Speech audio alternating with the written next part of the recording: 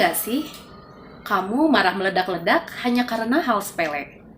Atau mungkin kamu merasa sangat takut banget ditolak sampai-sampai kamu nggak berani jadi diri sendiri. Ternyata reaksi ini saat dewasa seringkali bukan reaksi diri kita yang sekarang, melainkan reaksi dari saat kita menjadi anak kecil yang masih hidup di dalam batin kita. Hari ini kita bakal bahas tentang inner child dan bagaimana pola asuh orang tua kita dulu membentuk siapa kita hari ini. Siapkan hati yang terbuka, karena mungkin ini akan ada sedikit reaksi emosional yang akan muncul.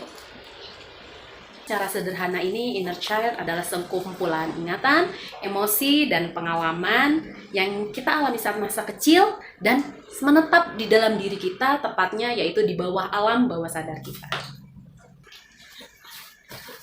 Kenapa ini penting? Karena saat kita mengalami luka pengasuhan, misalnya sering dibanding-bandingkan, jarang dipuji, atau sering ditinggalkan, luka itu tidak akan hilang begitu saja.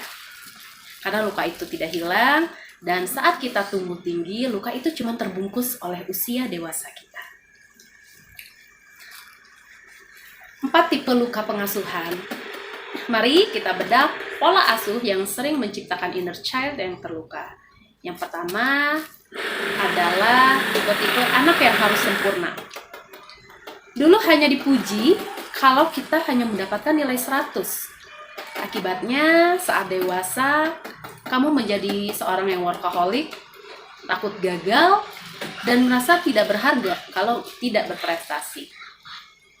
Tipe yang kedua, ada tipe anak yang takut dimarah. Dulu dibesarkan biasanya di rumah yang penuh konflik atau orang tua yang temperamen. Akibatnya, kamu jadi sulit untuk bilang tidak karena takut orang lain marah atau kecewa terhadap dirimu sendiri. Yang ketiga, ada yang tipe-tipe anak yang terabaikan. Dulu, biasanya mereka sering diabaikan karena orang tuanya barangkali terlalu sibuk bekerja, dan dampaknya itu kamu sulit merasa percaya kepada orang lain atau merasa tidak penting dalam menjalani sebuah hubungan. Dan yang keempat adalah anak yang terlalu cepat dewasa. Dulu harus mengurus emosi orang tua atau adik-adiknya. Akibatnya, kamu merasa bertanggung jawab atas kebahagiaan semua orang kecuali kebahagiaan dirimu sendiri. Sekarang, coba kita pejamkan mata sejenak. Bayangkan dirimu saat usia 7 atau 8 tahun. Lihat wajahnya. Apa yang paling dia butuhkan saat itu tapi tidak dia dapatkan? Apakah pelukan? Apakah kata aku bangga sama kamu? Atau sekedar untuk didengarkan? Kalau kamu merasa sesak atau ingin menangis saat melakukan ini, itu normal. Itu tandanya inner child-mu sedang mencoba untuk berbicara.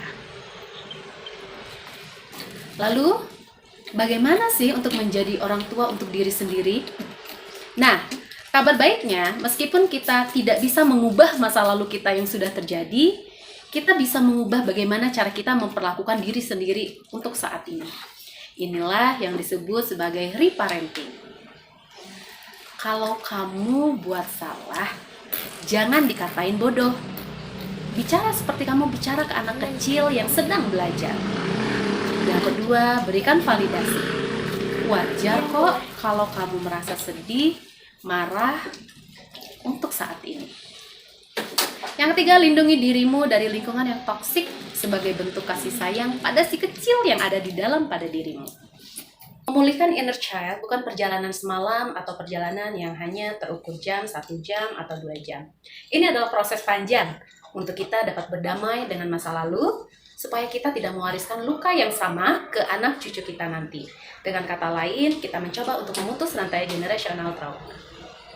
Pola mana yang paling terasa di kamu? Tipe achiever, tipe anak yang selalu harus berprestasi, atau tipe pleaser, yang mana anak yang sangat takut untuk dimarahi, invisible, tipe anak yang terabaikan, atau caretaker yang dewasa sebelum waktunya. Coba tulis di kolom komentar ya, kita saling menguatkan di sini. Jangan lupa like kalau video ini membantu dan share ke temanmu yang mungkin butuh pelukan virtual hari ini. Sampai jumpa di video berikutnya. Bye-bye.